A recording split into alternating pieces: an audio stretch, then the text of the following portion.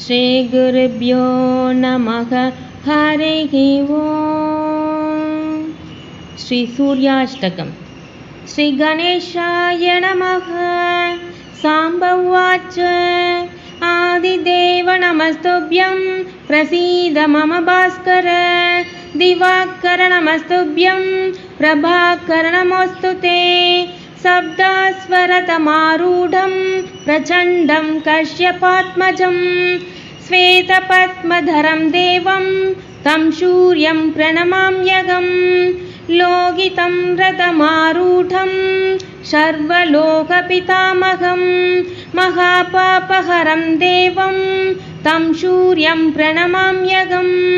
त्रैकोण्यं च महासूरं ब्रह्मा विष्णुमहेश्वरं महापापहरं देवं तं सूर्यं प्रणमाम्यहं।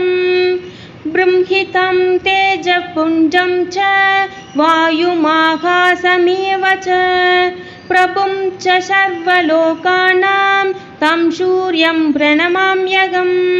बन्धूकपुष्पसङ्काशं हारकुण्डलभूषितम् एकचक्रधरं देवं तं सूर्यं प्रणमाम्यहं। तं सूर्यं जगत्कर्तारं महातेजप्रदीपनं महापापहरं देवं तं सूर्यं प्रणमाम्यहं।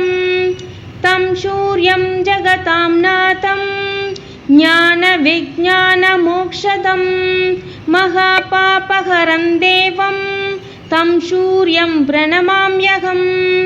सूर्याष्टकं पठे नित्यं ग्रहपीठाभ्रणाशनम् अपुत्रो लभते पुत्रं दरिद्रो धनवान् भवेत्।